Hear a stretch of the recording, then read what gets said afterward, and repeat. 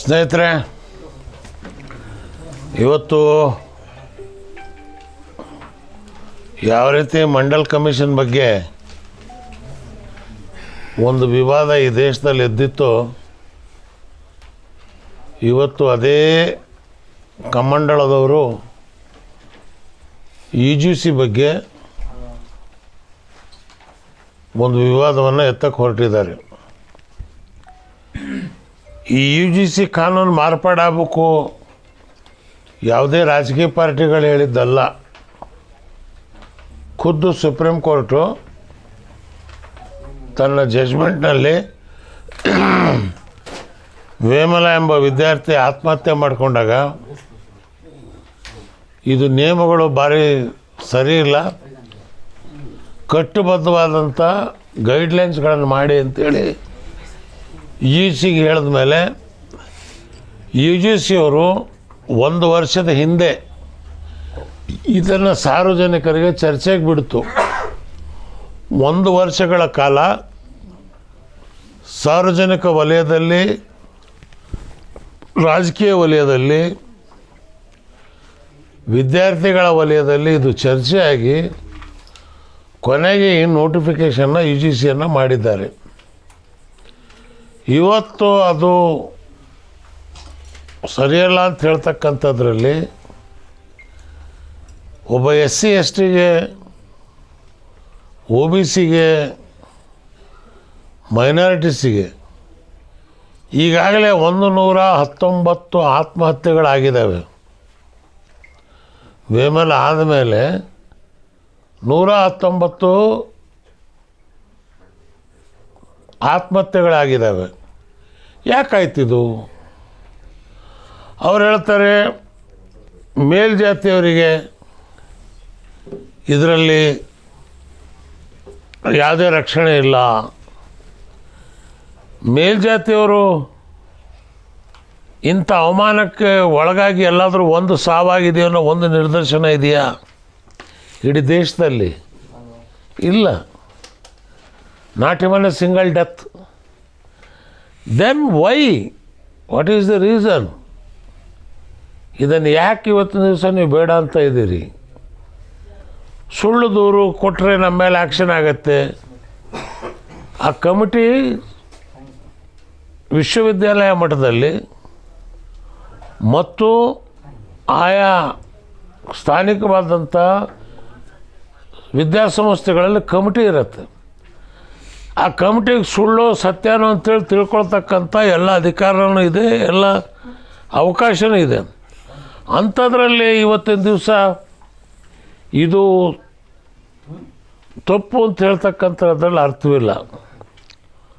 ದುರ್ದೈವ ಅಂದರೆ ಯಾವ ಸುಪ್ರೀಂ ಕೋರ್ಟ್ ಮಾಡಿ ಅಂಥೇಳಿ ಇದಕ್ಕೆ ಹೇಳಿತ್ತು, ಅದೇ ಸುಪ್ರೀಂ ಕೋರ್ಟ್ ಇವತ್ತಿನ ದಿವಸ ಇದಕ್ಕೆ ತಡೆ ಆಜ್ಞೆ ಕೊಟ್ಟಿದೆ. ಆದ್ದರಿಂದ ನಾವು ಕರ್ನಾಟಕ ರಾಜ್ಯದಲ್ಲಿ ಇದ್ರ ಬಗ್ಗೆ BJP ಅಂತೂ ವಿರೋಧನೇ ಇದೆ, ಕಾಂಗ್ರೆಸ್ ಪಾರ್ಟಿನೂ ಕೂಡ ಇದುವರೆಗೆ ಯಾವುದೇ ವಿಧವಾದಂಥ ಬಾಯಿ ತೆಗೆದಿಲ್ಲ.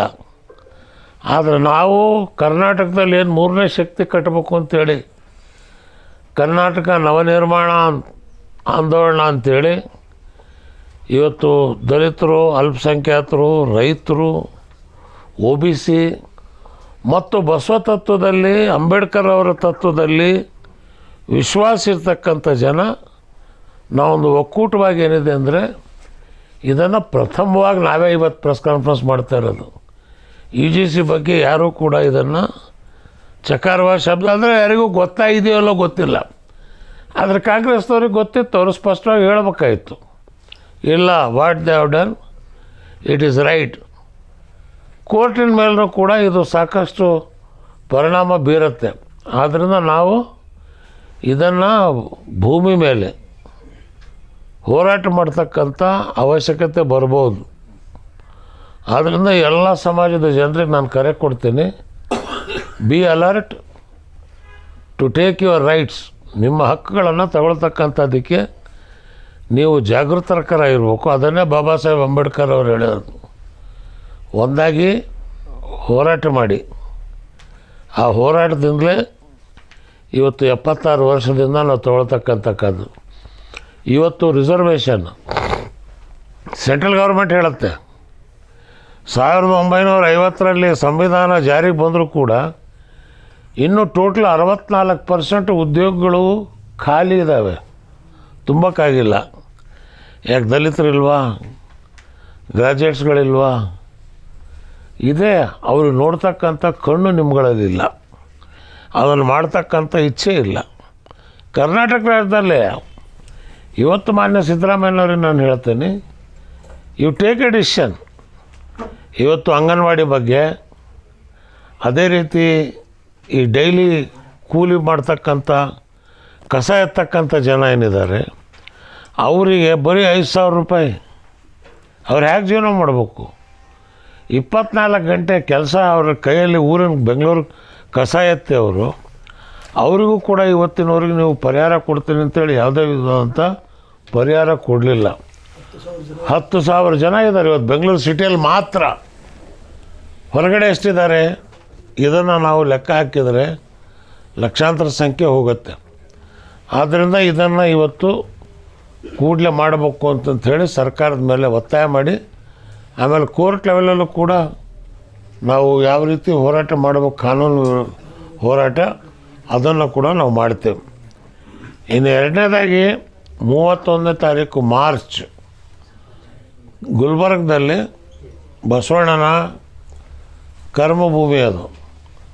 ಅಲ್ಲಿಂದಲೇ 3ನೇ ಶಕ್ತಿಯ ಒಂದು ಪ್ರಥಮ ಸಮ್ಮೇಳನವನ್ನು 31 ಮಾರ್ಚಲ್ಲಿ ನಾವು ಮಾಡಿ, ತದನಂತರ ಬೆಳಗಾಂ, ಹುಬ್ಳಿ, ಮೈಸೂರು, ಬೆಂಗಳೂರು ಇಲ್ಲೇ ನಾವು ಮುಂದಿನ ಜಿಲ್ಲಾ ಪಂಚಾಯತ್, ತಾಲೂಕು ಪಂಚಾಯತ್ ಚುನಾವಣೆ, ಅಸೆಂಬ್ಲಿ ಚುನಾವಣೆ ಮತ್ತು ಏನು ಚುನಾವಣೆಗಳು ಬರ್ತಾವೆ ಎಲ್ಲ ಚುನಾವಣೆಗಳಲ್ಲಿ ನಾವು ಭಾಗವಹಿಸಿ ಪಕ್ಷದ ಗುರುತಿಗಾಗಿ ಕಾಯ್ತಾಯಿದ್ದೀವಿ.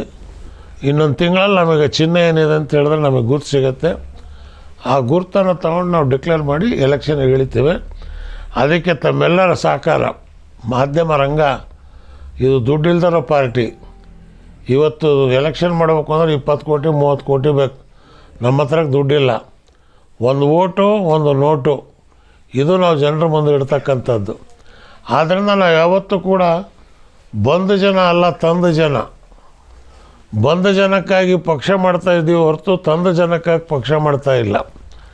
ಆದ್ದರಿಂದ ಇವತ್ತು ಜನರಲ್ಲಿ ಗ್ರಾಮ ಮಟ್ಟದಲ್ಲಿ ಬೀದಿಯಲ್ಲೂ ಕೂಡ ಸಭೆಗಳು, ಹೋರಾಟಗಳು ಶುರು ಮಾಡ್ತೇವೆ. ತಮ್ಮೆಲ್ಲರ ಸಹಕಾರ ಬೇಕು ಅಂತೇಳಿ ತಮ್ಮಲ್ಲಿ ನಾನು ಪ್ರಾರ್ಥನೆ ಮಾಡ್ಕೊತೀನಿ.